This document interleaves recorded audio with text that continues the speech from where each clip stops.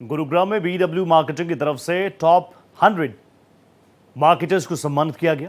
Bharat express द्वारा आयोजित कार्यक्रम में सीएमडी उपेंद्र राय जी ने अपने संबोधन में कहा कि समय के साथ चलना होगा।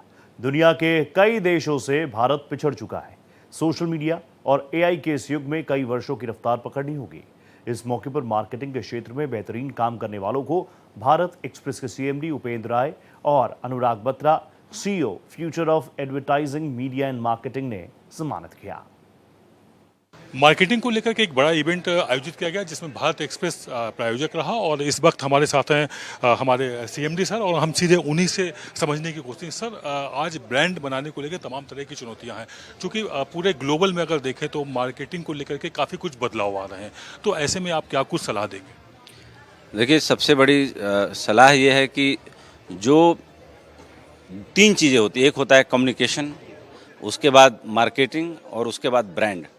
तो कम्युनिकेशन जो आप किसी को 1 to 1 बताते हैं या किसी माध्यम के जरिए कोई एडवाइजरी जारी करते हैं, वो कम्युनिकेशन हुआ। मार्केटिंग वो हुई कि जो शर्ट आपने पहनी है उस शर्ट के बारे में लोगों को स्पेशली एक जिंगल बना के बताया जाए, और ब्रांड उसको कहते हैं कि उसके बाद वो लोगों के दिमाग में रच बस जाए, वो लोगों को अब ड्राइव करे। तो आज के ज़माने में पहले क्या होता था कि जब हम लोग छोटे छोटे थे तो अखबार या रेडियो पे हम विज्ञापन सुनते थे। टेलीविज़न नया नया आया था, टेलीविज़न पे बहुत लिमिटेड संडे कुछ गाँव में लोगों के घरों में टेलीविज़न होता था।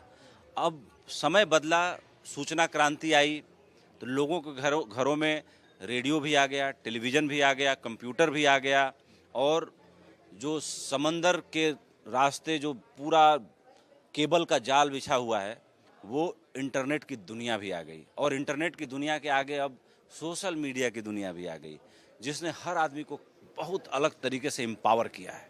और उस एम्पावरमेंट का नतीजा है कि आज हर आदमी के हाथ में एक अनकही सी ताकत है जो सर्टिफिकेट के जरिए तो नहीं दी गई है, लेकिन है अगर वो ठीक से इस्तेमाल करे तो अब दुनिया बिल्कुल बहुत तेज़ी से बदल रही है। मैंने अपने स्पीच में ये बात बोली कि अनजाने में ही हमने एयर टाइम का पैसा देना पे कर दिया। 95 से भारत में जब मोबाइल आया तो पर 10 सेकंड का, पर सेकंड का पैसा हम पे करने लगे। यानी जो दिन को हम घंटों में, पहरों में आंकते थे कि रात 2 पहर बाकी है, 3 पहर बाकी है, 1 घंटा बीता, 2 घंटा, 3 घंटा बीता, अब हम एयर टाइम का पैसा देने लगे। कब से? आज से 30 साल पहले। अब जो एप्लीकेशन लिखने में हम इतना लंबा वक्त लगाते थे कंप्यूटर पर बैठ के, वो चैट जीपीटी आपको 3 सेकंड से 5 सेकंड के भीतर बड़ा से बड़ा डिटेल दे देता है। वो कैसे संभव हुआ? वो इसी इंटरनेट और सोशल मीडिया की दुनिया से संभव हुआ। और जो आज ब्रांडिंग और मार्केटिंग का ज़माना है वो बहुत नेक्स्ट लेवल पे पहुंच चुका है। जैसे दुनिया मंगल, चाँद और ग्रहों पर पहुंचने की तैयारी कर रही है, वैसे ही आप ये समझ लीजिए कि लोगों की जो उम्मीदें हैं वो इतना ज़्यादा परवान चढ़ चुकी हैं कि अब उसको रोका नहीं जा सकता। वो ब्रांडिंग, मार्केटिंग के आगे सोशल मीडिया और सोशल मीडिया के आगे एआई तक छलांग लगा चुकी हैं।